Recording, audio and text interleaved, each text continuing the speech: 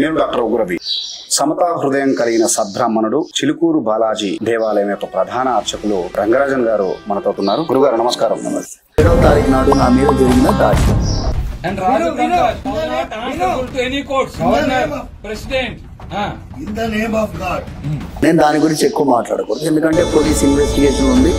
నేను ఏం చెప్పినా కూడా అది వేరే తీరుగా వెళ్తుంది. సనాతన ధర్మం అంటే ఏంటిది? ఆ సనాతన ధర్మం యొక్క డెఫినేషన్ ఏంటి? అసలు ధర్మం ఏ ధర్మము? శ్రీరాముడు ఆచరించినటువంటి ధర్మం. శ్రీరాముడు ఆచరించిన ధర్మం ఏంటి? ఏకపత్ని వ్రతమే ధర్మము. ఇప్పుడు వివాహం అయిన తర్వాతే కదా హనీమూన్. వివాహానికి ముందే హనీమూన్ ఎట్లా అవుతుందండి? సనాతన ధర్మాన్ని ఆచరించేటువంటి మునిబాలకుడైనటువంటి పరశురాముడు కూడా తన తల్లికి అవమానం జరిగినప్పుడు ఆయన కూడా సద్బ్రాహ్మణుడే. ఆయన కూడా మరి ఆయుధాన్ని చేతపట్టాల్సి వచ్చింది. అవతార పురుషుడు. ఇప్పుడు నేను పరశురాములా గొడ్డలి పట్టుకుంటా అంటే ఊరుకుంటానా? చేతులు కట్టుకుంటా కూడా కరెక్ట్ కాదు కదా గురుగారు. మీరు విరాట్ కోహ్లీ గారి బ్యాటింగ్ ని క్లోజ్అప్ లో తీయాలంటే పిచ్ మధ్యలో కెమెరా పెట్టుకొని తీస్తారా? జూమ్ వేసుకుంటారా? బౌండరీ లైన్ దగ్గర జూమ్ లెన్స్ పెట్టుకుంటారు. అడిగినా నేనే బౌండరీ లైన్ మీద మరి ఇది పిచ్చి కదా, నువ్వు పిచ్చి నడుమ ఎట్లా నువ్వు వచ్చిపోతావు? నేను అన్నాను. గురుగారు, 6 అక్షరాల పదము సనాతన ధర్మం. సనాతన ధర్మం అంటే ఇవాళ తెలంగాణలోనే కాదు, నాట్ ఓన్లీ ఆంధ్రప్రదేశ్, భారతదేశ వ్యాప్తంగా ప్రపంచవ్యాప్తంగా సంచలనం సృష్టిస్తున్నాడు ఒక పదం. ఏంది గురుగారు అసలు సనాతన ధర్మం అంటే ఏంటిది? ఆ సనాతన ధర్మం యొక్క డెఫినేషన్ ఏంటి? ఇది చాలా విశాలమైనటువంటి దృక్పథంతో చెప్పాలి దీన్ని. ఇది చిలుకూరు బాలాజీ వెంకటేశ్వర స్వామి వారి క్షేత్రం. ఆ వెనకాల స్వామివారి గర్భగుడి మీకుంది. ఈ స్వామివారు వెలిసింది 500 సంవత్సరాలకు పూర్వం. స్వయం వ్యక్త క్షేత్రంలో మనం ఉన్నాం. స్వయం వ్యక్త క్షేత్రం అంటే ఏంటి? తానే ఇక్కడ నేను ఉన్నాను అని చెప్పి ఒక భక్తుడికి చెప్పడం. వ్యక్తము అంటే వ్యక్తపరచడం, స్వయం వ్యక్తం అంటే తానే వ్యక్తపరచడం. భగవంతుడు తానే ఇక్కడ వెలిసి ఉన్నానని చెప్పి, ఒక పుట్టలో వెలిసి ఉన్నానని చెప్పి ఒక భక్తుడికి చెప్పినారు. ఆ భక్తుడు పుట్టని వెతికి తవ్వడం మొదలు పెడితే స్వామివారి యొక్క మూలమూర్తి దొరకడం, ఇక్కడ ప్రతిష్ఠించడం జరిగింది. అయితే అలాంటి ఒక స్వామివారు తిరుమల నుంచి మన కోసం ఇక్కడ వెలిసారనేది మన స్థల పురాణం. తిరుమల వెంకటేశ్వర స్వామి కలియుగ ప్రత్యక్ష దైవం. కలియుగంలో అంతా మన కోసం స్వామివారు శ్రీవైకుంఠ విరక్తాయ స్వామి పుష్కరిణీ తటే రమయ రమమాణాయ వెంకటేశాయ మంగళం. ఆయన మంగళ శ్లోకంలో ముఖ్యమైన శ్లోకం. వైకుంఠం నుంచి విరక్తి చెంది మన మధ్యలో మన కోసం నిలబడి ఉన్నటువంటి స్వామి. ఇప్పుడు కలియుగము అంటే ఇప్పటి వరకు 5100 సంవత్సరాలు దాటింది అని ఒక లెక్క. ఈ 5100 సంవత్సరాల కంటే పూర్వము మహాభారత యుగం, ద్వాపర యుగం. అది ఒక 8 లక్షల సంవత్సరాలు, 8,96,94,000 సంవత్సరాలు. దానికంటే పూర్వం త్రేతాయుగం. దానికంటే 4 రెట్లు మనం ఇన్ని సంవత్సరాలుగా ఒక ధర్మం. ఏ ధర్మము? శ్రీరాముడు ఆచరించినటువంటి ధర్మం. శ్రీరాముడు ఆచరించిన ధర్మం ఏంటి? కౌసల్యాదేవి శ్రీరాముడు వనవాసానికి వెళ్తున్నాడు. తన తండ్రి గారి నుంచి ఆజ్ఞ నేరుగా తీసుకోలేదు, గుర్తుపెట్టుకోండి. దశరథ మహారాజు నువ్వు అడవికి పోవయ్యా అని శ్రీరాముడికి చెప్పలేదు. కైకేయమ్మ మీ నాన్నగారి అభిష్టము, నీకు 14 సంవత్సరాల వనవాసము, నీ తమ్ముడు భరతుడికి పట్టాభిషేకము, నీ నాన్నగారి అభిష్టమయ్యా అనింది. శ్రీరాముడు ఏమనాలి? మా నాన్నగారినే చెప్పమని నేరుగా చెప్పాలి. శ్రీరాముడు కైకేయికి పాద నమస్కారం చేసి నేరుగా నార వస్త్రం ధరించి బయలుదేరుతాడు. పితృవాక్ పరిపాలనమే ధర్మం ఆయనకి. ఏకపత్ని వ్రతమే ధర్మము. అంటే కౌసల్యాదేవి ఆశీర్వదిస్తుంది. ఏ ధర్మాన్ని అయితే నువ్వు పాలిస్తున్నావో దాన్ని ఆచరించాలని అనుకుంటావో అదే ధర్మం నేను రక్షించుగాక. ధర్మో రక్షతి. సో ఇది సనాతనము అంటే ఆది లేనిది అంతం లేనిది అని ఒక పదం, ప్రాచీనమైనది అని పదం, దానికి ఎక్కడి నుంచి మొదలైంది అని తెలియనిది అని పదం. ఇది సనాతనం. ఇప్పుడు మీరు మంచి ఒగ్గు కళాకారులు. ఈ ఒగ్గు మీకు మీ తాతగారి నుంచి నేర్చుకున్నారు. ఆయన ఎవరి నుంచి నేర్చుకున్నారు? వాళ్ళ నాన్న దగ్గర నుంచి. వారెవరి నుంచి నేర్చుకున్నారు? వాళ్ళ తాత పూర్వీకులు. వారెవరి నుంచి నేర్చుకున్నారు? పూర్వీకులు. సనాతనంగా వస్తుంది వాళ్ళకి. అంటే ఒక పరంపరగా వచ్చేటటువంటి ఒక వ్యవస్థ. ఒగ్గు కళ అనేది పరమేశ్వరుడికి ప్రియమైనది. ఆ డోలు వాయించేది ఆయనకి ప్రియమైన నాదం. అది ఒక కళగా కొన్ని సంవత్సరాలు కాదు, కొన్ని శతాబ్దాలు కాదు, సహస్రాబ్దులుగా ఒక పద్ధతిగా వస్తున్నది. ఇందులో ప్రతి అంశం కూడా అలాంటిదే. నాదము అలాగే, సంగీతము అలాగే, నృత్యము అలాగే, నాట్యము అలాగే. ప్రతి విరాట్ పురుషుడి స్వరూపము తీసుకుంటే అందులో ప్రతి ఒక్క అంశము కూడా ఎక్కడి నుంచి మొదలైంది అని చెప్పలేము మనం. ఓన్లీ డాక్యుమెంటేషన్ జరిగింది. ఇప్పుడు వ్యాస భగవానుడు ఏం చేసినారు, 4 వేదాన్ని 4 పార్ట్స్ చేసినారు. వేదంకి 4 భాగాలు లేవు. అదంతా స్వామివారి ఊపిరి. ఉచ్ఛ్వాస నిశ్వాసమే వేదం. దాంట్లో ఋగ్వేదం, యజుర్వేదం, సామవేదం, అధర్వణ వేదం అని 4గా విభజించి దాంట్లో శాఖలు ఏర్పాటు చేసి దాంట్లో కొన్ని ఉపనిషత్తులని ఆయన విభజించినాడు. చాప్టర్ వైజ్ చేసినాడు వ్యాస భగవానుడు. వ్యాస భగవానుడు చేసినటువంటి చాలా ఉపకారం మనకి. ఆయన లేకపోతే మనకి ఇంత సులభంగా ఒక భాగవతం కానీ పురాణాలు కానీ ఇవన్నీ లేవు. ఆ వ్యాస భగవానుడు చేసిన ఆశీర్వాదమే వేదాన్ని విభజించి సామాన్యుడికి, మాలాంటి వాళ్ళకి ఉపదేశంగా అధ్యాపనం చేయడానికి, అధ్యయనం చేయడానికి సులభం చేసినటువంటి వేదం.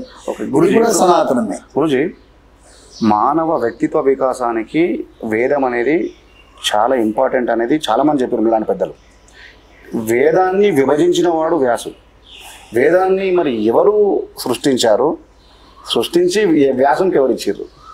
అదే నేను చెప్తున్నాను కదా, ఇది చతుర్ముఖ బ్రహ్మ.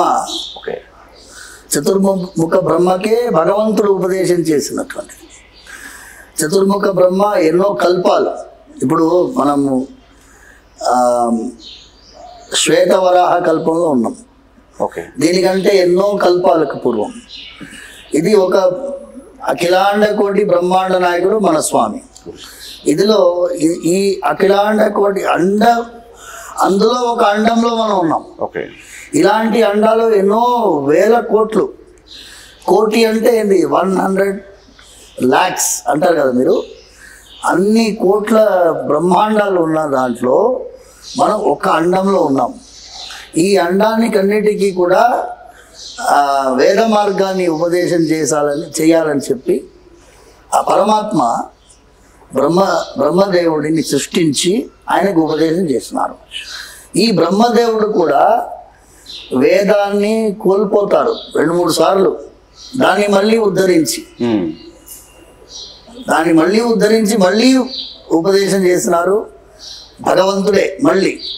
సో ఇలా చూసుకుంటూ వెళ్తే మనకి సృష్టికర్త అయినటువంటి ఆ పరమాత్మనే, ఆయన శ్వాసనే వేదము.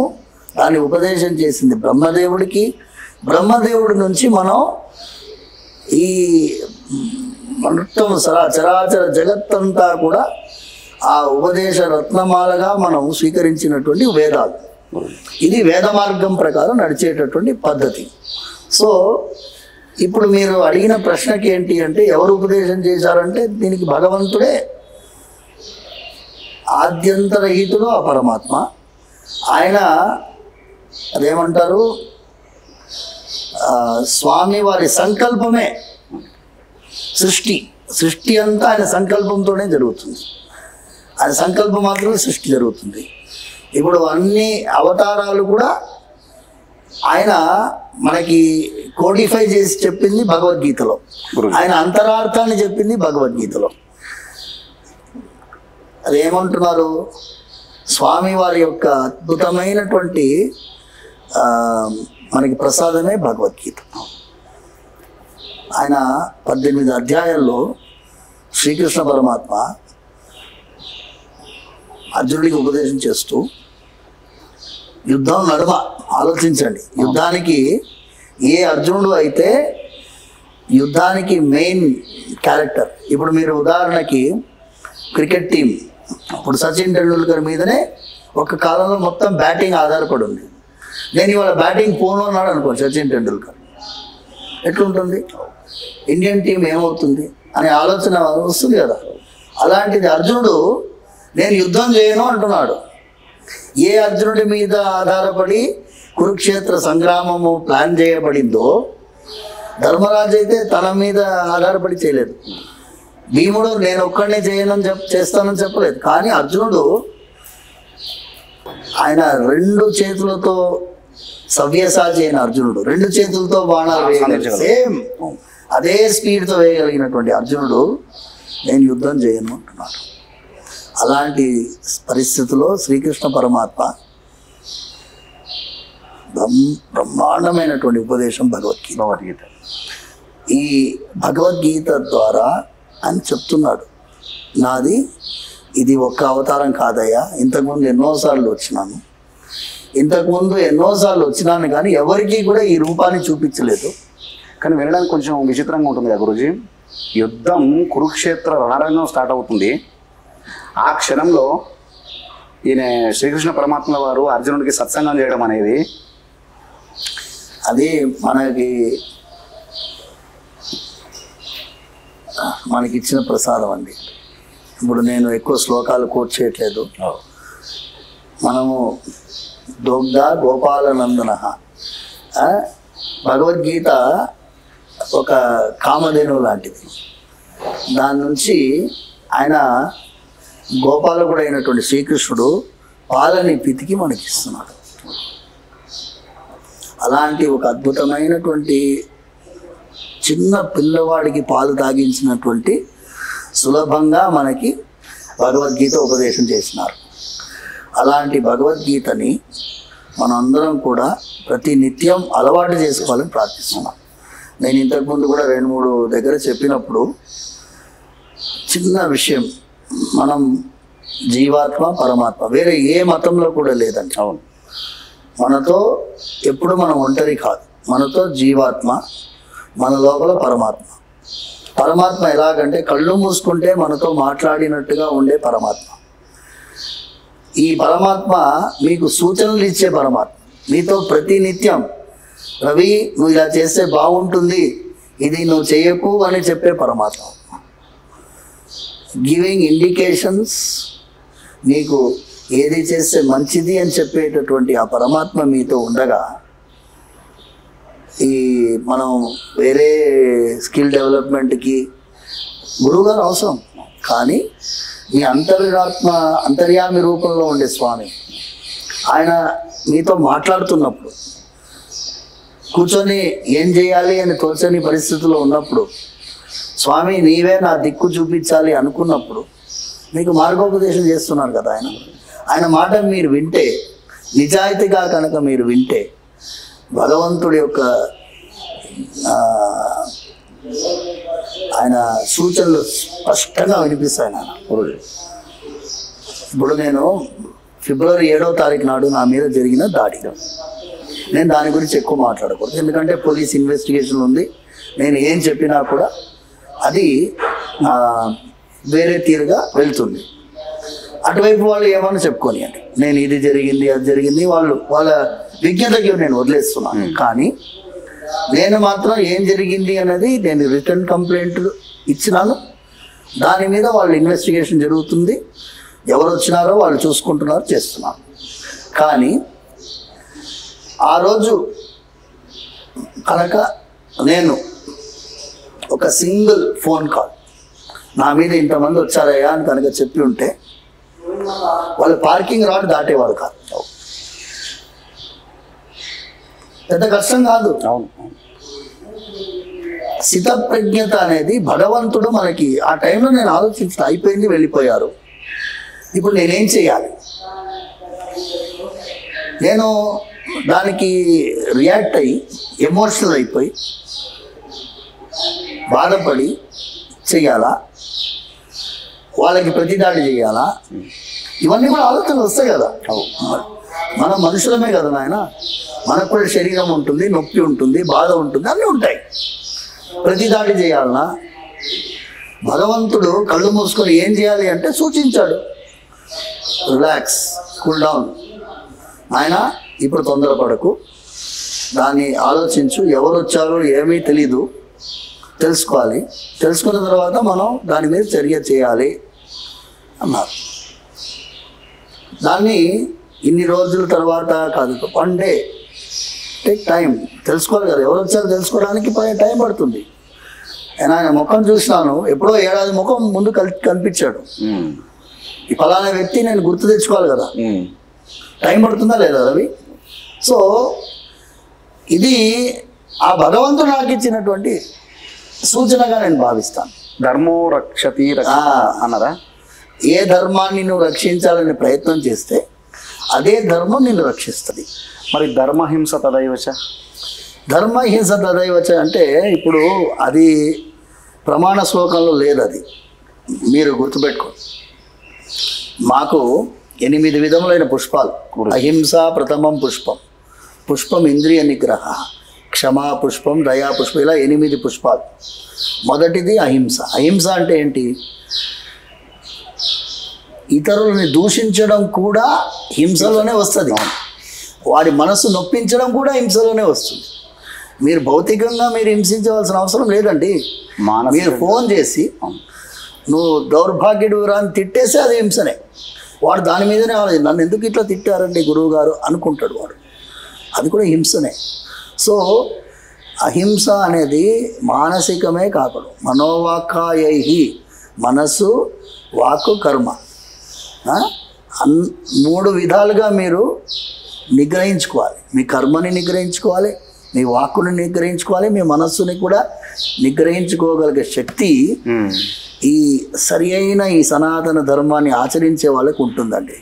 సనాతన ధర్మాన్ని ఆచరించేటువంటి మునిబాలకుడైనటువంటి పరశురాముడు కూడా తన తల్లికి అవమానం జరిగినప్పుడు ఆయన కూడా సద్బ్రాహ్మణుడే. అవును, ఆయన కూడా మరి ఆయుధాన్ని చేతపట్టాల్సి వచ్చింది. కలియుగాన్ని మొత్తం అంటే ప్రపంచాన్ని మొత్తం 3 సార్లు దండయాత్ర అయ్యేది, క్షత్రులు మొత్తం సంహారం చేసింది కదా. అవును, అదే కదా. ఇప్పుడు ఆయన అవతార పురుషుడు. ఇప్పుడు నేను పరశురాములా గొడ్డలి పట్టుకుంటా అంటే ఊరుకుంటానా? చేతులు కట్టుకుంటా కూడా కరెక్ట్ కాదు కదా గురుగారు. ఇప్పుడు నేను పరశురాములా గొడ్డలి పట్టుకొని తిరగలేను కదా నాయన రవి. కానీ మనందరం ఒకటి నిర్ణయించుకున్నాం, ఏంటి?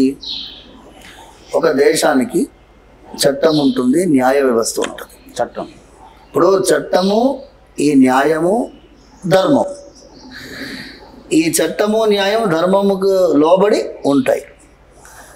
ఇప్పుడు 1950కి ముందు మన దేశంలో పాలిగమీ వాజ్ నాట్ ఏ క్రైమ్. అవునా కదా? 3 భార్యలను కూడా పెళ్లి చేసుకున్నటువంటి సందర్భాలు ఉన్నాయి. ఇప్పుడు మనం ఏం చేసుకున్న దానికి ఒక చట్టాన్ని రాసుకున్నాం హిందూ కోడ్లో, వెరస్ ముస్లిం కోడ్లో అది లేదు. Bigamy, polygamy is not punishable. కానీ మనం ఏం చేసుకున్నాం, మనకు శ్రీరాముడు ఆదర్శం కాబట్టి ఏకపత్ని వ్రతుడుగా మనం ఉందాము అని నిర్ణయించుకున్నాం, తప్పలేదు. సో ఈ చట్టం రాసుకున్నాం. మన సనాతన ధర్మంలో ఏకపత్ని వ్రతుడు ఉండాలి అని నియమం లేదు. కానీ మన నియమం ఈ దేశంలో పెట్టుకున్నాం, ఓన్లీ 1 వైఫ్. వేరే ఇంకొక ఆరోగ్యం బాగాలేదు, ఆమె సంతాన భాగ్యం కలిగించడానికి వీల్లేదు అంటే ఆవిడ అనుమతితోటే ఇంకో పెళ్లి చేసుకోవచ్చు. ఎగ్జంప్షన్ ఉంది. But bigamy and polygamy is punishable now. కానీ 50 కంటే పూర్వం చేసుకున్న వాళ్ళు ఉన్నారు. అది సమాజం కూడా దాన్ని హర్షించింది. వివాహ వ్యవస్థలో కూడా దానికి తప్పు చెప్పబడలేదు అది. సో మీరు చెప్పినట్టు చట్టము, న్యాయాన్ని, అది డైనమిక్. ధర్మం ఈజ్ నాట్ డైనమిక్. ధర్మం ఇప్పుడు వేదం చెప్తుందండి ఉపనిషత్తులో, సత్యం వద ధర్మం చర స్వాధ్యాయాన్న ప్రమదితవ్యం.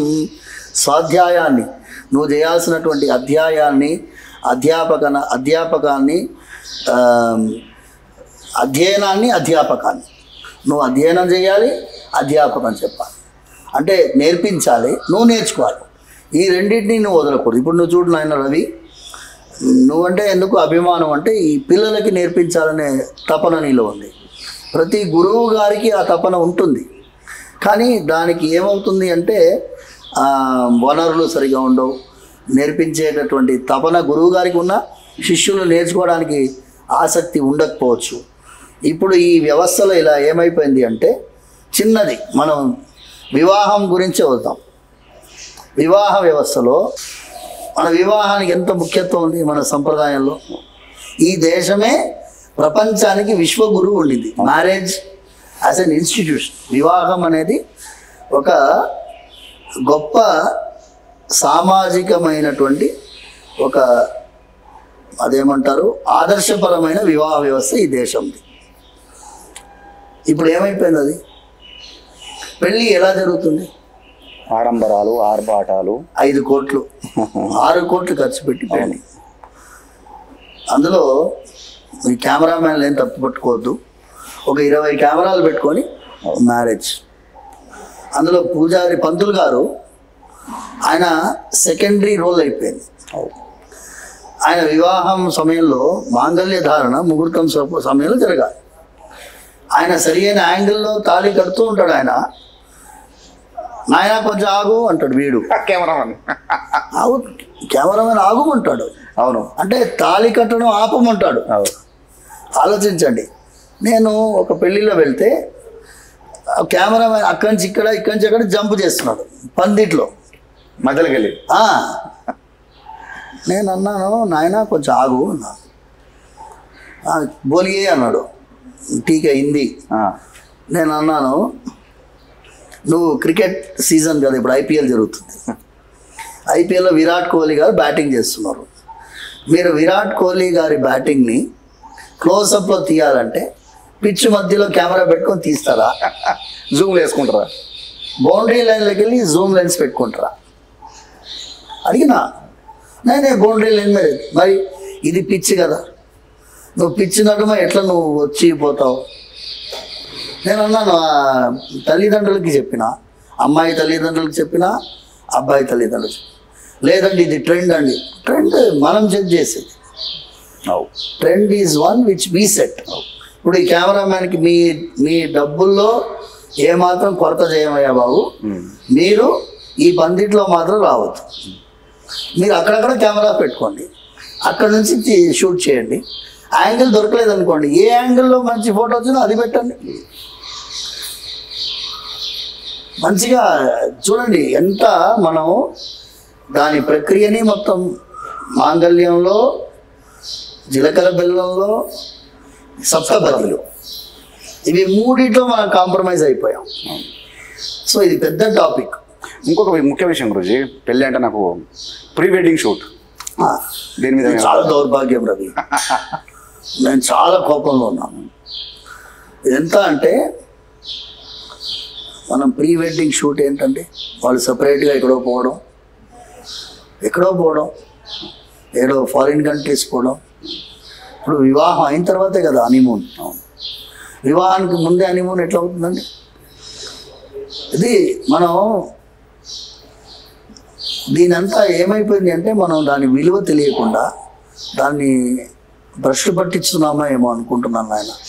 దీని మీద చాలా కోపం మీద ఉన్నాను. ఇది సమాజానికి మంచి మార్గ ఉపదేశం చేయాల్సిన సమయం వచ్చింది. ప్రాబబ్లీ మీ ఛానల్ ద్వారానే దీనికి అంకురార్పణ జరుగుతుంది. దీని గురించి ఇంకా బాగా మాట్లాడదాం గురూజీ. ఇంకొకటి,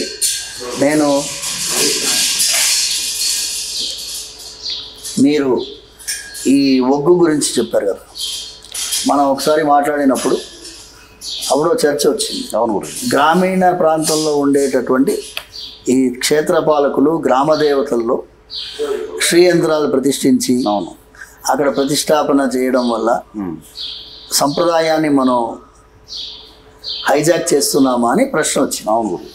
100% హైజాక్ చేస్తున్నాం మేము. ఎందుకు అంటే మెయిన్ పాయింట్, ఈ వేద మార్గం ప్రకారంగా ఏర్పాటైనటువంటి ఆగమబద్ధమైన దేవాలయాల్లో ఈ ప్రతిష్ట ఇవన్నీ నియమాలు ఉంటాయి. ఇప్పుడు మీరు పోచమ్మ దేవాలయం కానీ, మైసమ్మ దేవాలయం కానీ, ఎల్లమ్మ దేవాలయం కానీ, ఈ దేవాలయాలన్నింటిలో కూడా దైవాన్ని పూజించే విధానం ఉన్నది. ఆ దైవాన్ని పూజించే విధానంలో ఈ ప్రతిష్ట మంత్రోపదేశము, మంత్ర మార్గం ద్వారా శ్రీయంత్ర ప్రతిష్ట ఇవన్నీ చెప్పబడలేదు. ఇది ఫర్ ఎగ్జాంపుల్, మీరు ఒక జపనీస్ వాడికి మీరు సంస్కృతంలో మీరు మాట్లాడితే వాడికి అర్థం కాదు, జాపనీస్ వాడికి. అలాగే సంస్కృతం వాడికి జాపనీస్ చెప్తే అర్థం చేసుకునే ప్రయత్నం చేయొచ్చు, అవకాశం ఉంది. ఈ సంప్రదాయం ఉంది చూసారా, జానపద సాంప్రదాయం. ఇప్పుడు మీరు ఒక్కొక్క కథలు చెప్పేవాళ్ళు, మీరు గొల్లలు కురుములు వాళ్ళ ఇళ్లలో ప్రతి చిన్న శుభకార్యం జరిగినా లగ్నం చేస్తారు, అవునా? అంతే అంతే గురు. ఇప్పుడు ఎంతమంది ఇళ్లలో లగ్నం చేస్తున్నారు? నాట్ ఓన్లీ కురుమల గురుజీ, మ్యాక్సిమం అన్ని కులాలలో ఇళ్లలో లగ్గాలు చేస్తారు. ఇప్పుడు ఎంత తగ్గిపోయింది? సత్యనారాయణ వ్రతం చేస్తున్నారు. నేను అంటున్నాను సత్యనారాయణ వ్రతం చేయకూడదని కాదు, దాని బదులు ఇది కాదు. మీ తాత ముత్తాతల కాలం నుంచి వచ్చేటటువంటి సంప్రదాయాన్ని, పరంపరని మీరు వదులుకోకూడదు.